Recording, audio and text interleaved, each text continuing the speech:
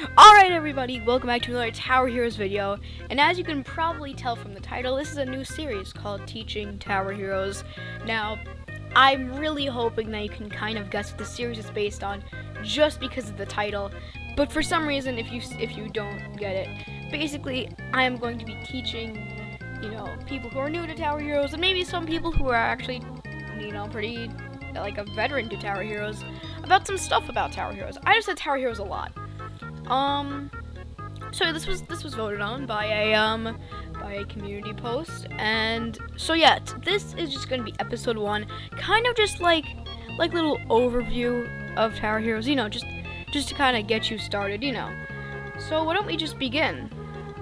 See, now they kind of already do this for me, because if you just go down here, click welcome, it says it right here. Welcome to Tower Heroes. Tower Heroes is a tower defense game with lots of unique characters and enemies as well as maps to play on. Truly amazing. I hope you know what a tower defense game is. That's basically a tower defense game is basically a game where, like, if a slime had 3 HP and a wizard did 3 damage, the wizard would kill the slime. That's basically all there is. But there is more than meets to the eye, because unlike other tower defense games, I genuinely think that this is actually one of the better tower defense games out here. Purely because of just how unique it is, kind of.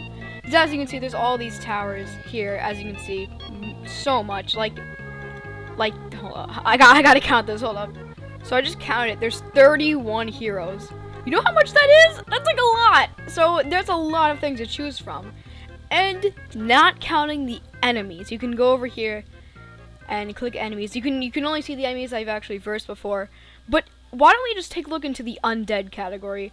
One of the biggest categories. Actually, it's the second biggest. The biggest one's actually Christmas. But as you can see, I've of course beat like almost every map. So as you can see, if you just scroll down, that's a lot, and that's just for one category. Is like, that's just crazy. Like, genuinely, that's really crazy. And on top of that, there's also these quests that you can do that also give you free coins, which I'll go do later, and a daily deck, which I don't know actually how it works on a. I think it just. I don't really know how it works on a on kind of like a new account. I don't really know. I haven't really tested it. But yeah, basically, there's also a weekly challenge, which gives you usually a lot of coins, and yeah, it usually gives you an assigned deck like this. So here, it gave me Wafer, Dumpster Child, Hot Dog Frank, Bite, and Spectre, which are the heroes' names. Now, as you may have heard me just say, coins. Oh boy, are you in for a treat? Because coins, right? Look at this, ready? So you can buy coins, so you can see. Oh yeah, by the way, gingerbread is because of the current Christmas event going on, or winter event, I don't really know what you want to call it. But yeah, so this kind of has to do with the Christmas event. Don't worry, it's not really anything, just more stuff to get crates with, which crates are purely cosmetic, and they're just really nice stuff, just really, they're really nice. Like look at this, ready? As you can see, like this right here, Baker Stella, right? Which is skins, of course, that you can put onto regular things. Like, this is not regular wizard, actually. This is regular wizard. This is level 2, level 3, level 4, level 5. You start out, actually, with wizard and chef as your starter towers. Then you can buy a few others. And you have to beat maps to unlock heroes, which I think is pretty cool. If you actually click this progress button right here, you can see all the maps that you completed and the difficulties on them. There's an easy, medium, and hard. As you can see, I've done a couple, and we don't talk about Silent Sanctuary, nor do we talk about Bleak Barrens, because that's, honestly, Bleak Barrens is so complicated, that's going to be a whole video, just because of that much. And then there's also, special maps, which are kind of just, like, extra maps, kind of. Like, usually, like little event maps or crossover maps, like Nani's Resort is from Robot 64, Metaverse Madness is from a Roblox event, Oddport Academy is from the comic called, Oddport Academy, Toy Takeover is the Christmas event, Sweet Sunrise the Christmas event, Idle Encore is just, I don't know why Idle Encore is actually in here, oh well. Then Bustling Bakery is Christmas map, then we don't talk about Build to Survive. Aftermath is a reference to Aftermath, the game that the Pixelbit, which I'm going to be referencing a lot. Pixelbit is basically the people that made Tower Heroes. And after realizing what I kind of just said, this sounds very complicated, but trust me, if you watch kind of like the later episodes, hopefully, you will see it's not that complicated as it sounds. But now back to crates. Crates, there's also stickers too, which basically, as I said before, they are purely cosmetic. Basically, like, let's say that you decide to get the wooden crate, as you can see. As you can see, the odds are right there. Getting a common is 60%, uncommon 25%, rare 10%, legendary 4%, and mythic 1%.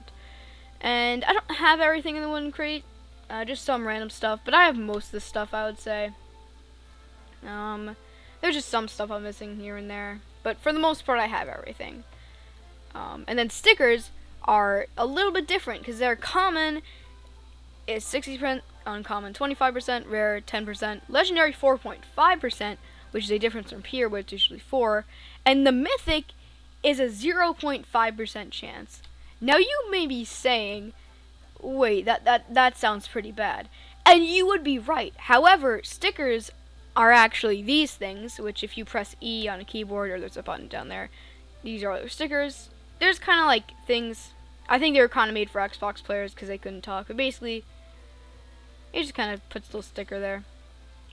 And, see, now you would think that getting a 0.5 mythic is actually really hard, but the thing about stickers is that they give 3. As you can see right there, I got, nothing too much, just a common, and rare, as you can see. Now, in a usual crate, like I'm going to open a Christmas crate, as you can see, it only gives 1. Imagine I got a mythic there. That would be kind of funny. But oh boy, is this just the beginning. There's so much more to go through. Because they actually do have a tutorial, which, even though it's not the best tutorial, I would still recommend it. It actually gives it like, shows like a pop-up of it when you're new when you join the game. But you can also go to it by clicking this little question mark button, and then scrolling down, and you'll see game tutorial. And then you can just click play. Rewards are actually active once. So once you beat the map, or I guess complete the tutorial, you get 50 coins and the little sticker, and then you can never get that again, basically.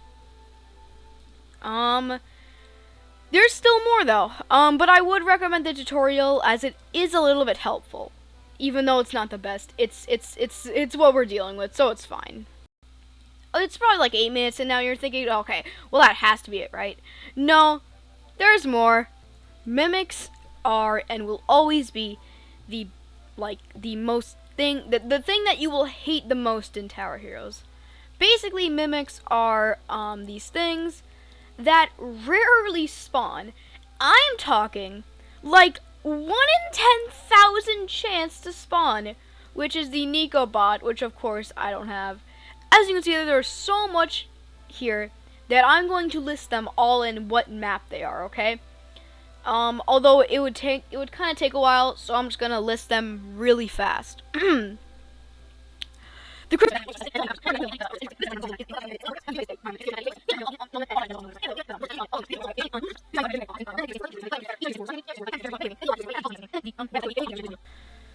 okay, so now there's the 3 regular mimics, okay?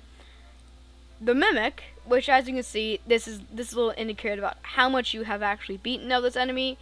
I've beaten it 94 times. That's so impressive because the mimic can spawn on any map.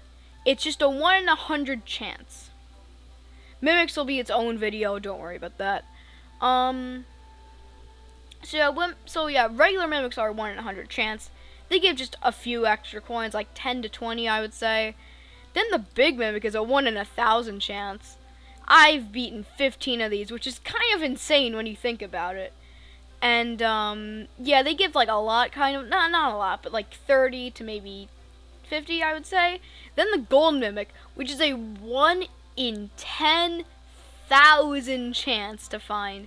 And it gives you only, like, 80 to 100 coins. So, they're really just for cosmetic purposes. Now, do not worry, okay? I'm very much expecting you to see this as a lot of stuff. If you don't, great. That's actually really good. But it's fine if you do, because there is a lot. But that's why I'm going to be breaking them down into other videos, which will probably take a while. But as you can see, there are so much maps. Like, if you just click casual mode, which lets you play any map no matter your level, you can get all of these maps. Yeah, there's a lot. And we haven't even gone into mods yet, but that's going to be another video. There's just so much stuff to go over in Tower Heroes. And quite frankly, I think that's why it's such a good tower defense game, just because there's so much stuff in it. It's probably the best one. And also battle passes, which, yeah, it's kind of all going to be one video. Expect it soon. Yeah. And codes, by the way, you can literally kind of just look up on Google or whatever, just Tower Heroes codes, and it'll tell you codes, and then they give you free stuff. So that's pretty cool, actually. That's all for today. That was a lot of stuff. But luckily, this is kind of just the beginning of Tower Heroes. You know, where it's kind of go into everything I kind of just said into a little bit more deep, and a little bit explained a little bit more further. And also building, which even some pros need help with. So, yeah, I will see you in the next episode, and for now, but not for long, everybody, toodles.